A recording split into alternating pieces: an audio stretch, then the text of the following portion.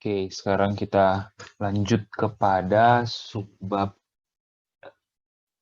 masih di subbab 6.2 ya, ke teorema 6.6. Tadi kita sudah bahas terkait komplement ortogonal. Sekarang kita masuk ke salah satu teorema terkait komplement ortogonal ya, yaitu di teorema 6.6 gitu ya. Teoremanya bunyinya seperti berikut. Dibilang kita punya misalkan W itu suatu subruang dari V, dengan V itu ruang hasil kali dalam gitu ya, dan W itu berdimensi hingga ya. Jadi suatu subruang yang dimensinya itu hingga. Oke, berdimensi hingga. Nah, terus kemudian misalkan lagi Y itu suatu anggota V, gitu ya. Kita ambil anggota V sebarang, dibilang maka apa? Maka terdapat secara tunggal, dibilang ya, secara tunggal U anggota W dan Z anggota W per atau anggota komplement ortogonal dari W, gitu ya. Sehingga apa? Y itu adalah U ditambah Z, gitu ya. Terus dikatakan apa? Lebih lanjut, gitu ya. Jika dikatakan apa? Kita misalkan beta itu isinya V1 sampai VK itu adalah basis ortonormal. Gitu ya. Ortonormal dari W, gitu ya. Maka kita punya bentuknya U itu adalah ini ya. Sigma hasil kali dalam Y dengan VI kali VI, di mana I-nya dari 1 sampai K. Oke. Jadi ini mau mengatakan bahwa kalau kita punya anggota ruang vektor V dan kita punya suatu subruang dari V berdimensi hingga, maka si anggota vektor V ini kita bisa bagi menjadi penjumlahan anggota dari subruang W dengan satu lagi adalah anggota dari komplement ortogonalnya W, gitu ya. Nah, sekarang kita coba buktikan pernyataan ini. Ya. Nah, sekarang ini kalau kita punya ingat kembali proses Gram-Schmidt gitu ya. Kita ingat kembali proses Gram-Schmidt gitu ya. Proses Gram-Schmidt ya. Itu mengatakan bahwa apa kalau Anda punya suatu basis gitu ya, atau himpunan bebas linier dari suatu ruang vektor, Anda bisa buat apa? Anda bisa membuat basis himpunan bebas linier itu apa? Jadi suatu himpunan yang ortogonal. Kalau di ortonormalkan kan mudah ya, gampang kita bisa ortonormalkan. Nah, berarti artinya apa? Kalau kita punya subruang, si W itu kan subruang, gitu ya. Si W itu subruang, terus kemudian di sini dimensi dari W apa? Berhingga K. Artinya apa? Kita bisa buat basis-basis dari W yang ortonormal. Ya, berarti proses. Jadi Gram-Schmidt ini menjamin, ya, itu menjamin adanya ini ya, adanya beta yang adalah apa? V1 sampai VK itu basis ortonormal di W. Jadi pasti ada basis ortonormal di W, si beta itu tadi. Gitu ya. Nah, sekarang pertanyaannya bagaimana caranya kita buat si U? Ya, U-nya inilah yang sudah ditentukan oleh si teorema ya. Kita pilih U-nya ini.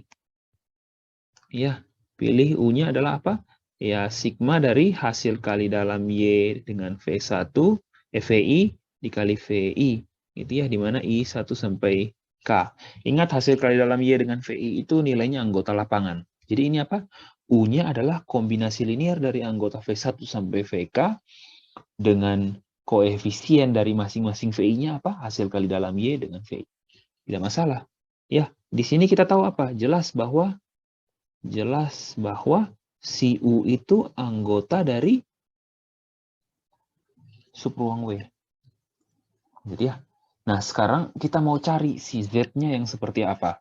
Kita lanjut ke halaman berikutnya. Sekarang pertanyaannya, Z-nya yang anggota W perp itu, oh sorry, ini W perp-nya bukan W plus ya, tapi W perp itu seperti apa? Ya, ingat kita punya apa? Kalau Y itu sama dengan maunya U ditambah Z, berarti Z tinggal apa ya? Tinggal Y dikurang U. Bentuk Y kurang U itu seperti apa? Berarti kita pilih Z-nya apa? Y dikurang dari apa? Tadi. Sigma, sorry. Y dikurang apa? Sigma hasil kali dalam Y, BI. Gitu ya. Dengan I-nya 1 sampai K kali VI. Gitu ya. Kita tahu, kita bentuk Z-nya di sini. Sekarang pertanyaannya. Ingat Z-nya itu anggota dari W perp, artinya apa? Ya, yang perlu kita buktikan kalau ya untuk menunjukkan bahwa si Z ini anggota komplement ortogonal dari W, maka yang perlu kita tunjukkan, yang masih jadi tanda tanya adalah apa? Hasil kali dalam Z, gitu ya, dengan X itu sama dengan 0. Untuk setiap apa? Untuk setiap X anggota W. Harus kita tunjukkan itu. Gitu ya. Nah, sekarang begini. Ya, untuk menunjukkan ini kan banyak sekali. Nah, tapi ingat bahwa apa? Setiap anggota dari himpunan dari subruang W itu kan bisa dinyatakan sebagai apa? Kombinasi linear dari anggota basis. Jadi artinya apa? Kalau Anda mau tunjukkan si Z itu merupakan anggota W perp, maka apa? Cukup tunjukkan apa?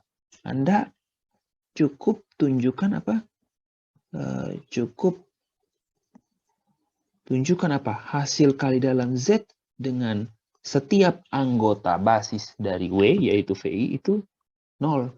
Untuk setiap I, ingat ya, I-nya dari 1, 2, sampai K. Kenapa? Karena kalau Anda ambil, kenapa? Karena kalau Anda ambil, katakanlah X anggota subruang W, maka X itu kita bisa tulis sebagai apa? Sebagai hasil kali dalam dari, sebagai kombinasi linear dari anggota-anggota basis si beta tadi, yaitu V1 sampai VK. Gitu ya. Jadi apa? Nanti kalau ujung-ujungnya kalau Z hasil kali dalam X, itu sama saja dengan apa? Ya, artinya Z kali hasil kali dalam Z dengan apa? Sigma alpha I VI, I dari 1 sampai K, ya, menggunakan sifat apa namanya? Menggunakan sifat ruang vektor, lagi menggunakan sifat hasil kali dalam, itu ada pada teorema mana ya? Teorema 6.1 kalau tidak salah ya. Sifat hasil kali dalam pada teorema 6.1 ini kan sama saja dengan apa? Ini sama saja dengan ini ya. Sigma alpha I sama dengan 1 sampai K dari apa? Hasil kali dalam Z dengan VI. Ya, ujung-ujungnya yang menentukan apa? Hasil kali dalam Z dengan VI. Jadi apa? Ya, mata kita cukup tertuju pada ini. Gitu ya. Maka kalau Anda lihat di buku, kenapa yang dibuktikan cukup apa? Hasil kali dalam si Z dengan si VI, bukan hasil kali dalam Z dengan setiap anggota dari W.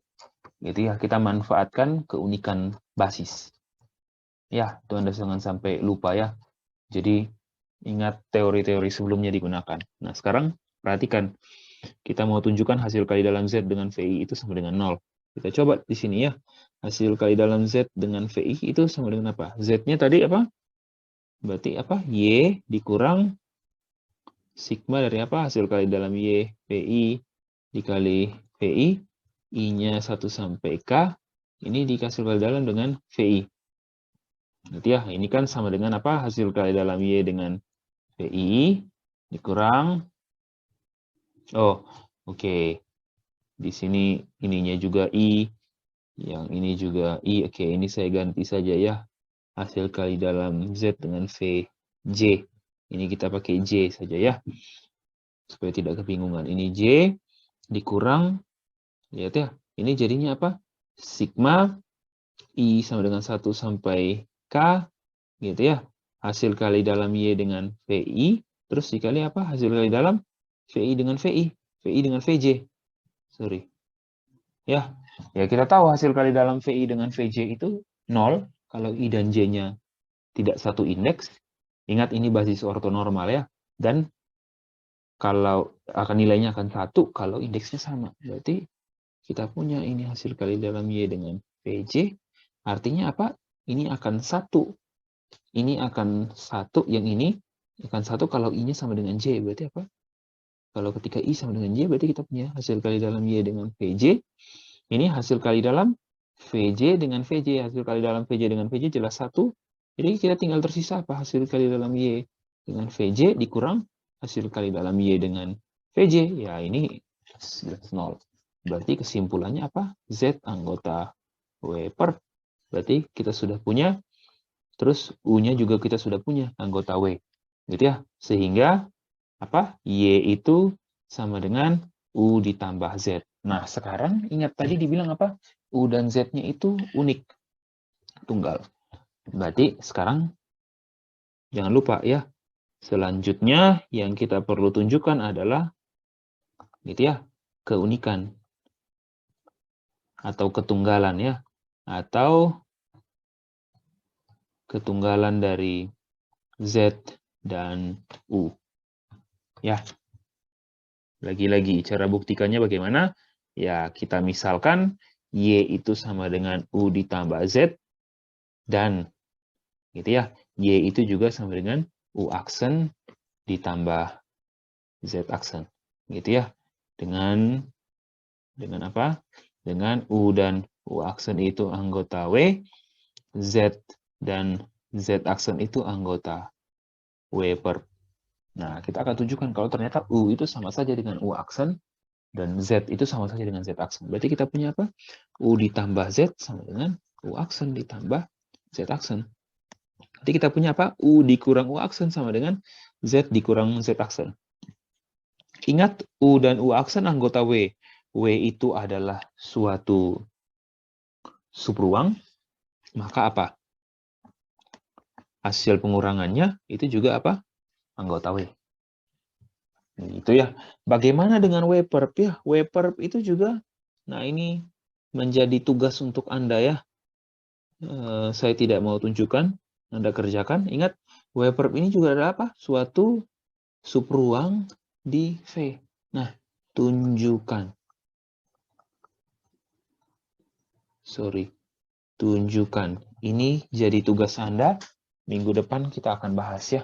Jadi kalau kita punya subruang W, W itu subruang dari V, maka komplement ortogonal dari subruang W itu juga suatu subruang di V. Anda tunjukkan. Nah, saya langsung pakai ya, itu urusan Anda nanti minggu depan. Ini anggota W verb. Nah, itu ya, Anda punya ini, berarti artinya apa? Ini keduanya ini sama, artinya apa? Ya, berarti U kurang U komplement itu kita sudah tahu ini apa? Anggota W. Terus Z dikurang Z aksen, sorry bukan komplement ya. Z kurang Z aksen juga anggota W verb. Kedua ini sama. Artinya apa? Berarti U kurang U aksen yang sama dengan Z kurang Z aksen itu anggota apa? Irisan dari W dan W verb. Karena ada di W dan juga ada di W verb ya. Gitu toh? U kurang U aksen ada di W. Z kurang Z aksen ada di W verb. Artinya apa? U kurang U aksen itu juga ada di W verb. Dan begitu juga Z kurang Z aksen itu juga ada di W. Karena keduanya sama. Berarti apa? Kedua ini ada di irisan antara W dengan W verb. Sedangkan kita tahu, kalau W dengan W verb itu saling komplement ortogonal. Artinya apa? Ya, ingat, kalau saya ambil anggota W verb, maka kalau di hasil kali dalam dengan setiap anggota W haruslah 0. Berarti apa? Anggota yang sama ya dari W dan W verb itu hanyalah 0. Oke.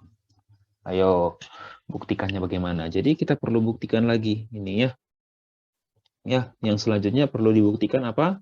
Perlu dibuktikan bahwa irisan W dengan W perp itu adalah himpunan yang anggotanya apa? 0V.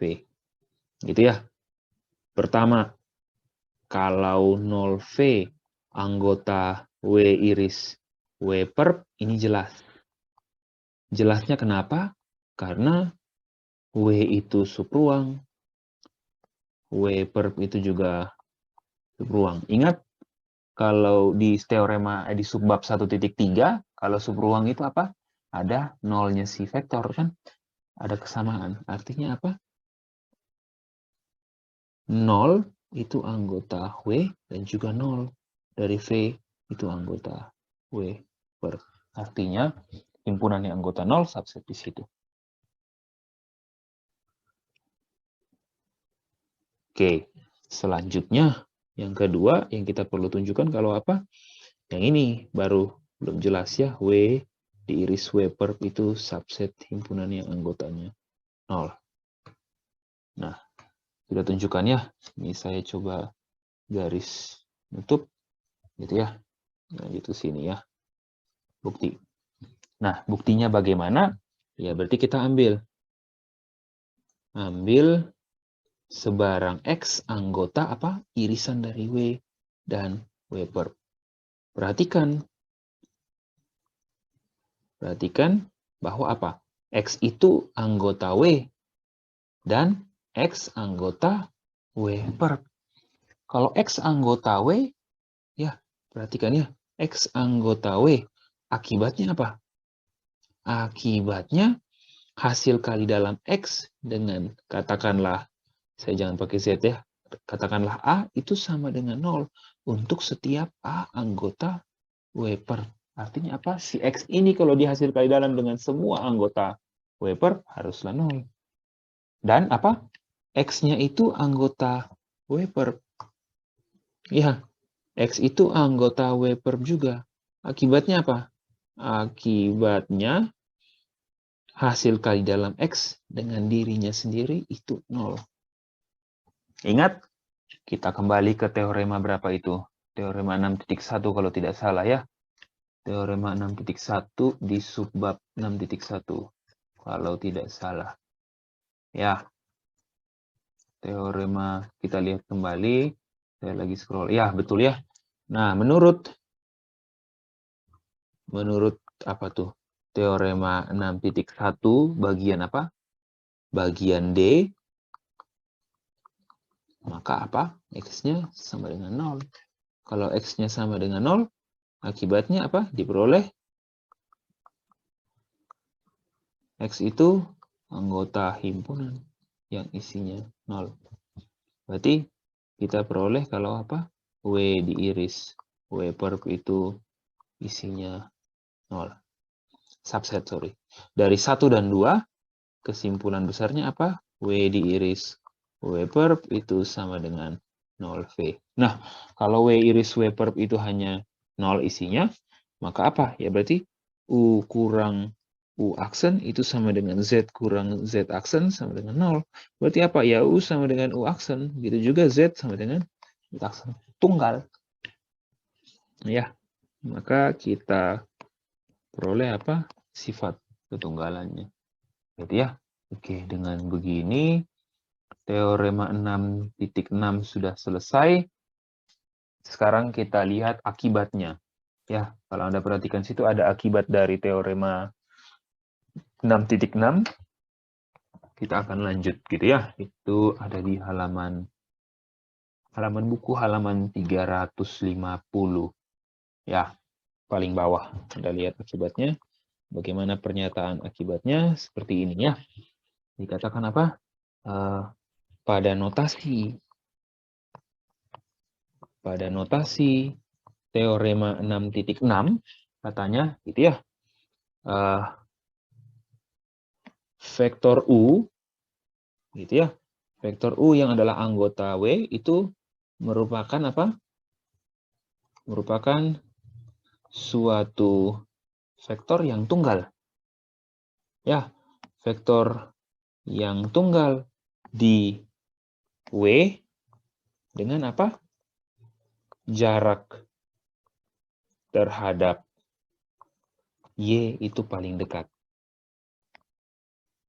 Paling closest ya, saya bisa bilang paling dekat ya. Artinya jarak si Y dengan vektor-vektor lain di W itu lebih jauh ketimbang jarak si Y dengan U. Ya. Dengan kata lain, ya. Gitu ya. Nah, sekarang kalau mengukur jarak bagaimana? Ingat kita pakai apa? Norm ya. Dengan kata lain apa? Norm dari Y dikurang U itu kurang dari sama dengan gitu ya. Norm dari Y kurang X untuk setiap X anggota W. Jadi jarak Y dengan U itu sudah paling dekat ketimbang vektor-vektor yang lain di subruang W. Gitu ya. Dibilang dikatakan di sini apa? Ketaksamaan ini bernilai sama, kan ada kurang dari sama dengan ya. Itu dibilang apa? Jika dan hanya jika X-nya itu sama dengan U. Oke, buktinya bagaimana? Buktinya itu menggunakan apa ya? Menggunakan ada latihan, soal latihan nomor 10 di subbab 6.1. Anda perhatikan nanti ya. Terus kemudian ya, itu saja yang digunakan. Oke. Nah, sekarang perhatikan ya. Tadi pada teorema 6.6 kita dapat apa? Kita dapat bahwa Y itu sama dengan U ditambah Z. Dengan U anggota W, Z anggota W per. Ya, sekarang kita ambil sebarang X anggota W. Apa yang terjadi dengan Y dikurang X? Norm Y kurang X kuadrat. Gitu ya, itu kan sama saja dengan apa? Kita ganti Y dengan U ditambah Z ya. Jadinya norm dari U ditambah Z dikurang X kuadrat. Nah, ini kalau kita jabarkan jadinya apa? Yaitu ini norm dari, U, ini U-nya dengan Z, X-nya mirip ya. Sorry, ini U kurang X ditambah Z kuadrat. Ya, ingat bahwa U-nya itu anggota W, X-nya juga anggota W. Artinya apa? U dikurang X itu anggota W. Gitu ya. Gitu ya. Nah, sekarang kita perhatikan di sini norm dari U kurang X ditambah Z kuadrat itu kan sama saja dengan apa? Ingat, itu hasil kali dalam dari apa? U kurang X tambah Z dengan dirinya sendiri ya. Gitu ya. Nah, hasil kali dalam ini kan sama saja dengan apa? Ya, masing-masing kan. Berarti ini sama saja dengan, kalau Anda masih, semoga Anda tidak lupa ya, ini sama saja dengan apa? Hasil kali dalam U dikurang X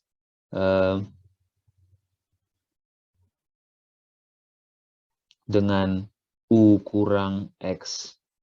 Oke, ini U saya dengan X saya hampir serupa ya. Oke, U-nya saya buat beda sedikit ya. Sebentar ya. Oke. U kurang X. Gitu ya, dengan U kurang X tambah Z. Gitu ya. Terus kemudian ditambah hasil kali dalam Z dengan U kurang X tambah Z. Ini menggunakan apa? Definisi hasil kali dalam ya. Definisi hasil kali dalam kalau tidak salah poin yang A ya. Ini menggunakan gitu ya. Poin A definisi hasil kali dalam ya. Terus kemudian kita gunakan teorema 6.1 yang A juga kalau tidak salah. Saya pastikan dulu apakah betul atau tidak. Ya, betul ya. Gunakan teorema 6.1 poin A. Kita dapat apa? Ini sama saja dengan ya, bagian yang saya lingkari merah ini. itu sama saja dengan ini ya, hasil kali dalam U kurang X dengan U kurang X ditambah hasil kali dalam U kurang X dengan Z ya. Terus yang saya lingkari biru ini apa? Ya, ini juga jadinya apa? Ditambah hasil kali dalam Z dengan U kurang X, ini anggaplah ya U kurang X, ditambah hasil kali dalam Z dengan Z. Ingat, Z anggota W per U kurang X anggota W. Hasil kali dalamnya berarti ingat yang ini nilainya 0, yang ini juga nilainya 0. Jadi hanya bersisa apa? Kalau saya lanjut ke sebelah, oke, supaya irit ini sama dengan ini, gitu ya. Itu saya lanjut ke sini ya. Ya, jadinya tinggal apa? Hasil kali dalam U kurang X dengan U kurang X itu sama saja dengan apa? Sama saja dengan norm U kurang X kuadrat ditambah norm Z kuadrat. Gitu ya. Nah, kita tahu kalau norm kuadrat, norm itu nilainya lebih dari sama dengan 0. Artinya ini apa? Ini lebih dari sama dengan apa? Kita anggap ini 0 ditambah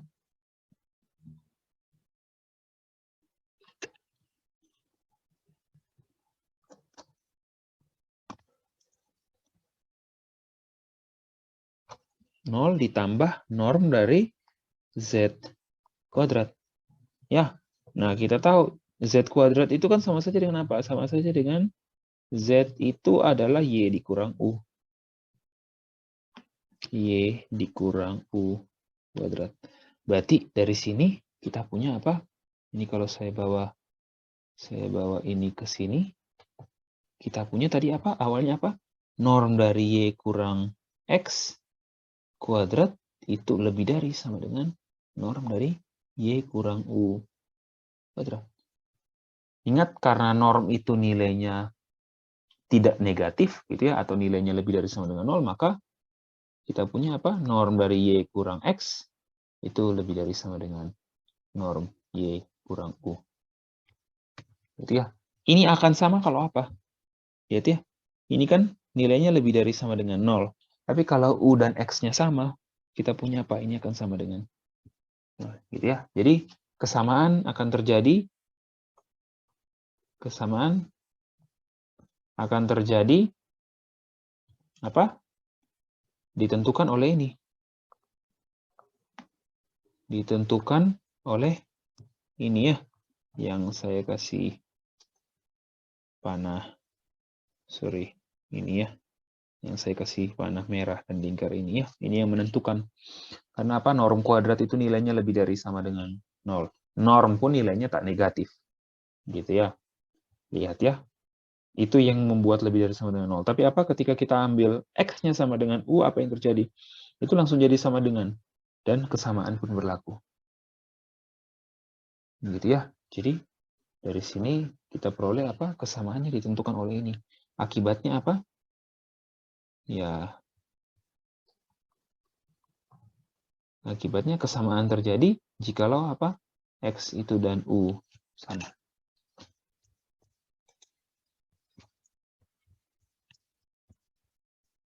Gitu ya. Jadi itu untuk, oke, kita lihat itu untuk akibat dari teorema 6 titik. Teorema dari 6, akibat dari teorema 6.6 ya.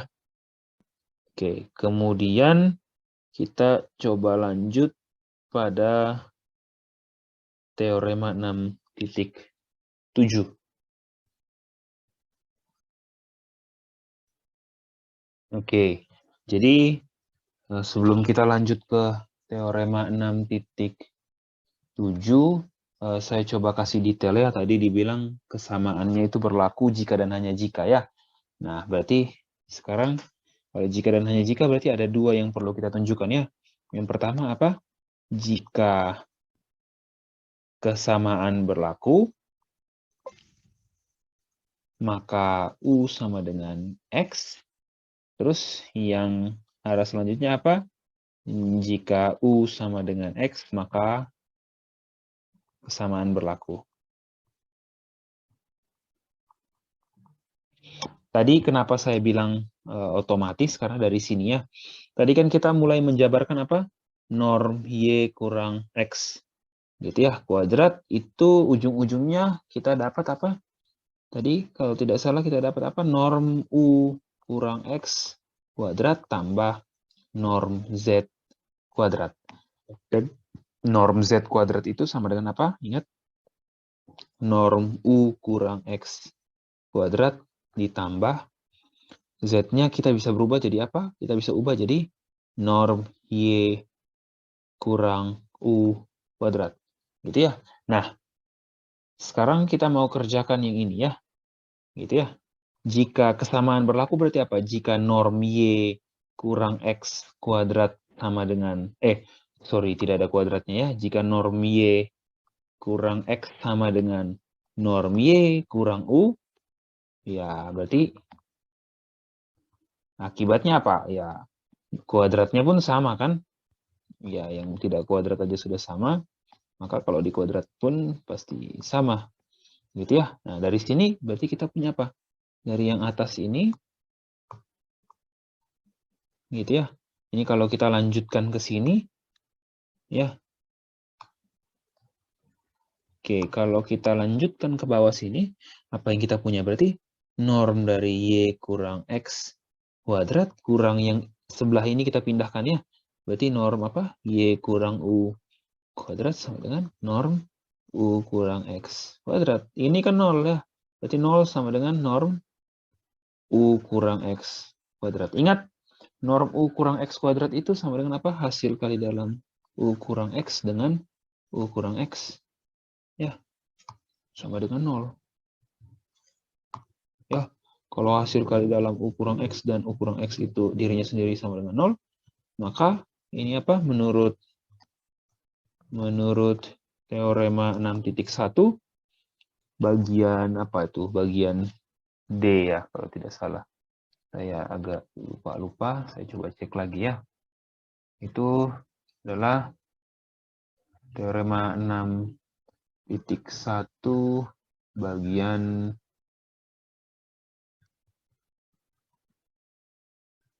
D, betul ya. Teorema 6.1 bagian D, maka apa? U kurang X sama dengan 0. Ya, U kurang X sama dengan 0 itu mengakibatkan apa? X-nya sama dengan U. Ya, kalau U sama dengan X ya sudah jelas ya. Ya pasti norm Y kurang X sama saja dengan norm Y kurang U. Ya, orang tinggal ganti X-nya dengan U, orang U dan X-nya sama. Gitu ya.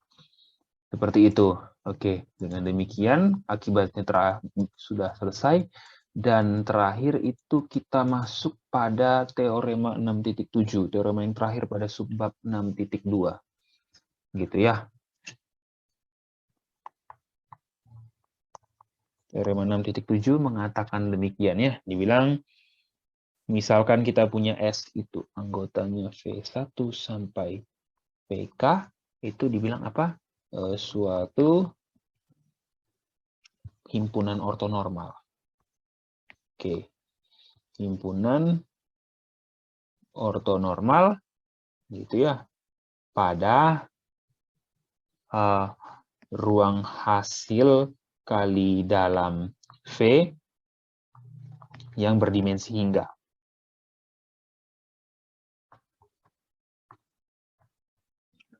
Oke, maka ada 3 pernyataan yang diberikan ya. Dibilang apa? S itu dapat diperluas.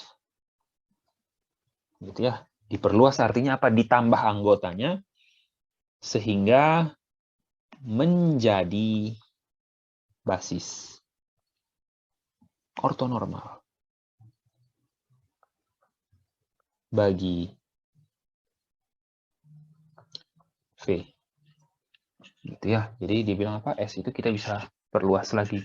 Jadi suatu basis ortonormal untuk P. Ingat, itu K.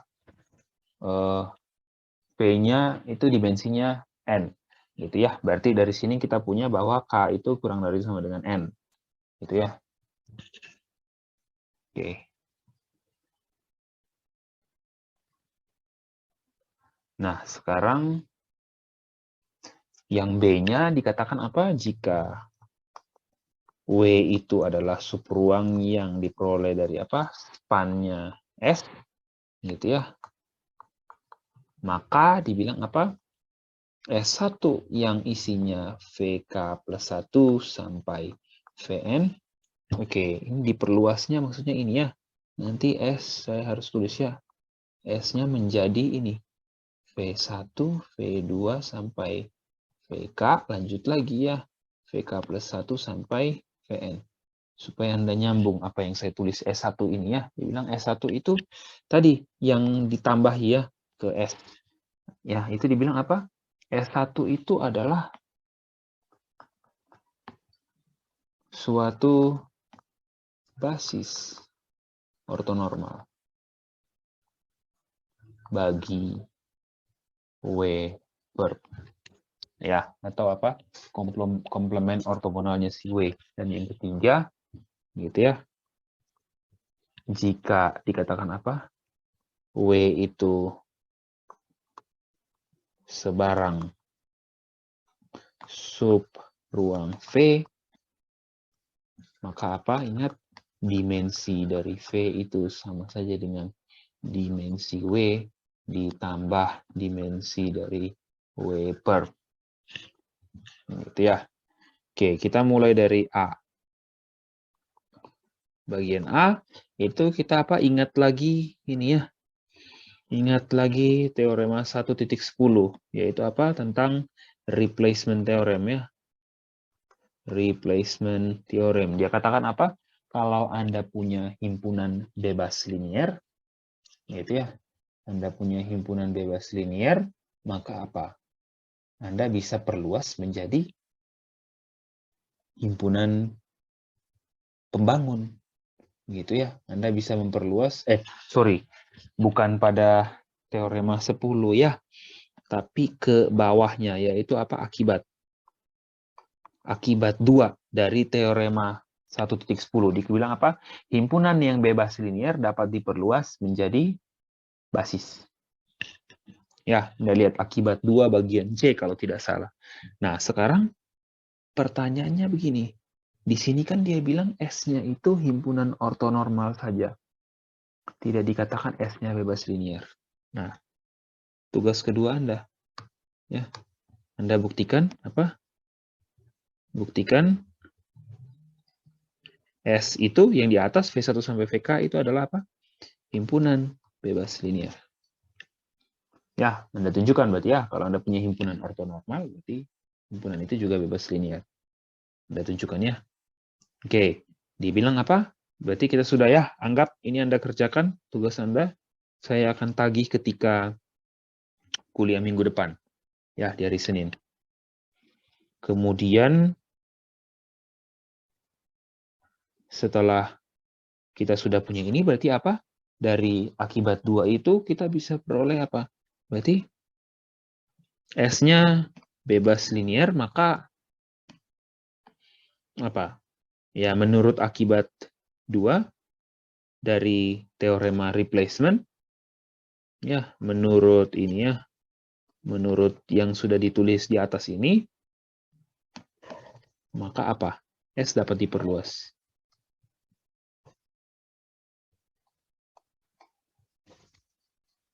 Menjadi apa? Ini, V1, V2, sampai Vn. Nah, sekarang yang diminta itu basis ortonormal. Yang kita punya V1 sampai VK di sini itu sudah ortonormal, tapi sisanya kan belum. Caranya bagaimana? Ya tinggal apa? Tinggal gunakan proses Gram-Schmidt.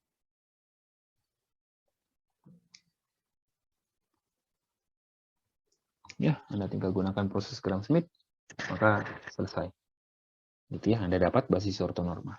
Dapatnya basis ortogonal. Ortonormal kan tidak susah. Gitu ya. Sekarang kita lanjut ke teorema pembuktian teorema 6.7 bagian yang B, gitu ya.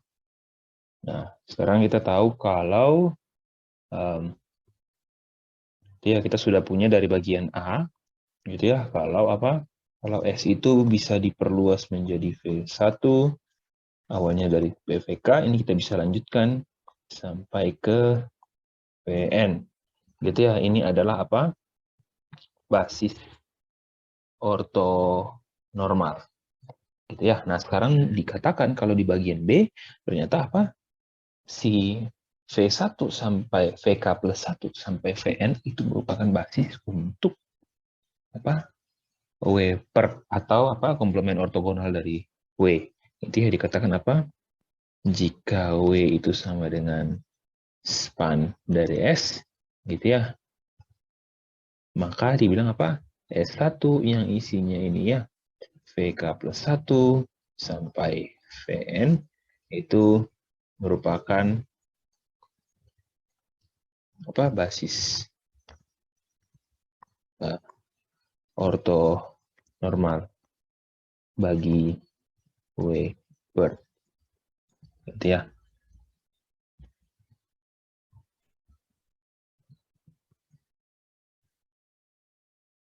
Nah, sekarang kita akan tunjukkan kalau VK plus 1 sampai Vn itu adalah basis untuk W per. Itu ya ini, sorry.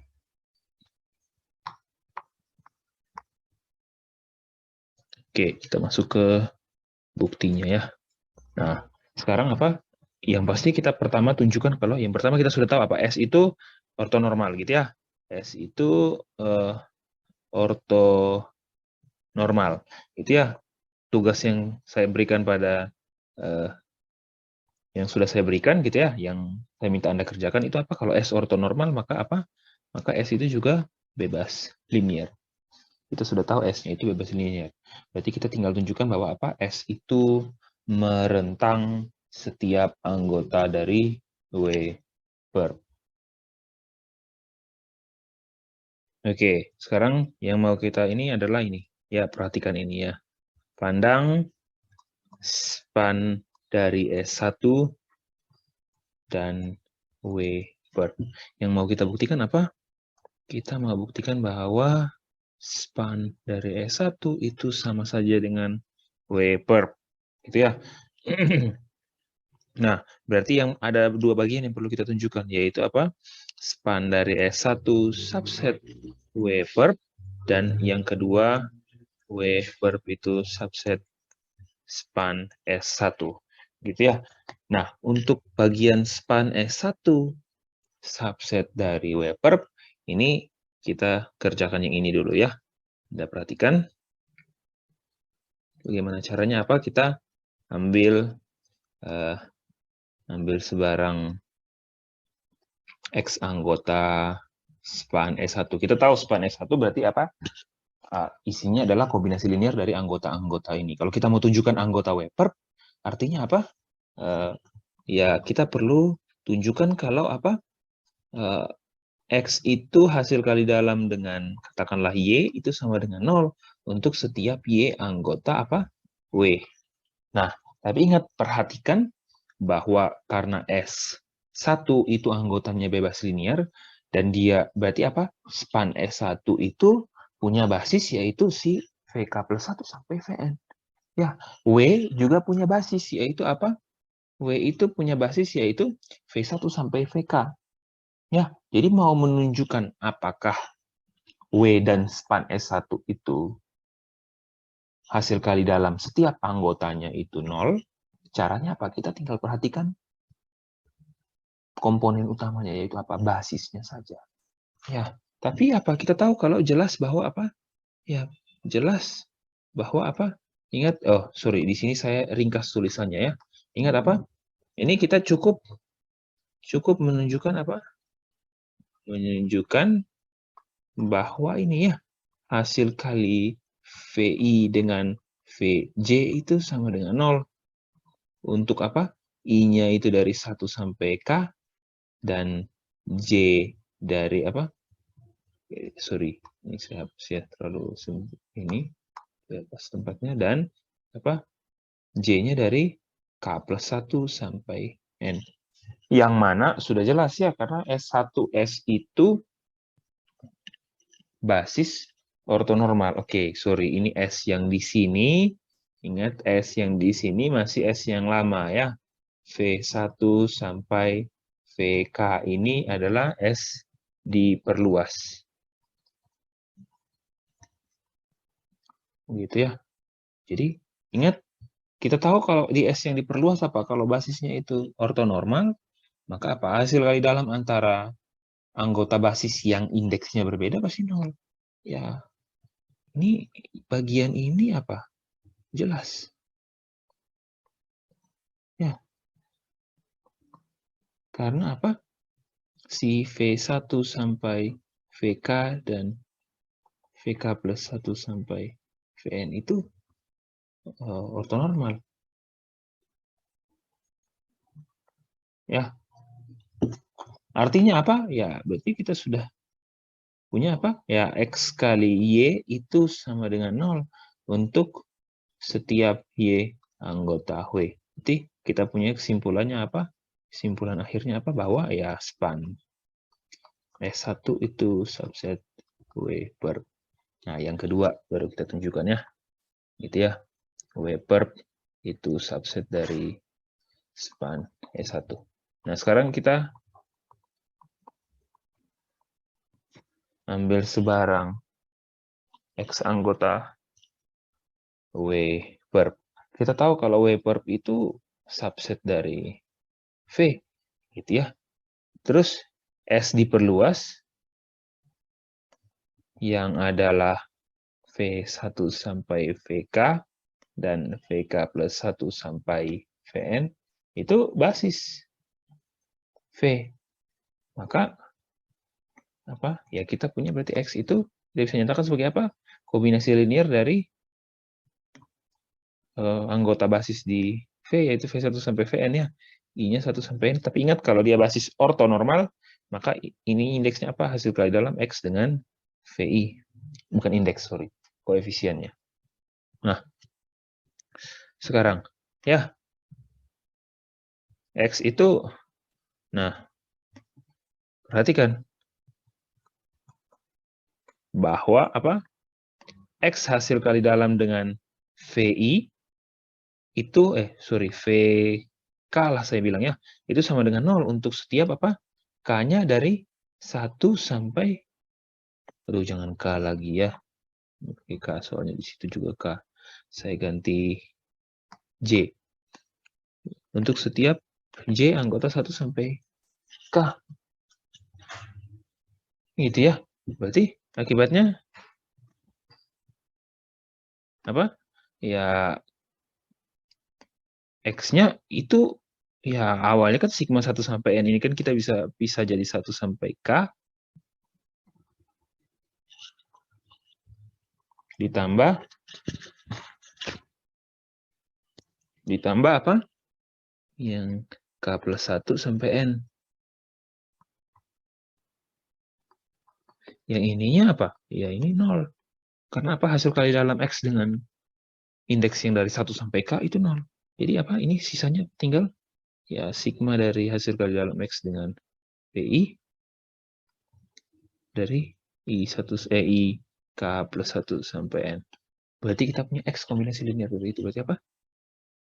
X anggota span S1. Kalau X anggota span S1 berarti artinya apa? Karena ini, ingat, karena ini berlaku untuk apa? Untuk sebarang X anggota W per, maka kesimpulannya apa? W per subset span S1. Atau dari 1 dan 2 kita punya kesimpulan besarnya itu apa? W per-nya itu sama saja dengan span S1. Ayo, jadinya apa? Si S1 adalah basis karena ortonormal bebas linear merentang berarti jadi basis. Sekarang gitu ya. Bagian C-nya itu malah lebih mudah ya. Kenapa? Kenapa bagian C-nya lebih mudah? Karena kita sudah punya S diperluas. Itu yang adalah apa? V1 sampai VK, terus kemudian VK plus 1 sampai Vn, itu basis V. Gitu ya. Dan apa? Kita bilang S yang adalah V1 sampai VK, itu basis. Apa nih? Basis dari W. Terus S1 yang adalah VK plus 1 sampai Vn, itu basis W per. Ya. Ya. Ya, kalau di sini sudah jelas ya. Kalau gitu dimensi V kan N. Ya, dimensi dari apa nih? W-nya apa? Ya, K. Terus dimensi dari W per apa? Ya, N kurang K, ya sudah jelas ya. Ini ditambah ini sama dengan ini. Ya, K tambah N kurang K kan sama dengan N. Ya, oke. Dari sini maka subbab 6.2 selesai ya. Terima kasih.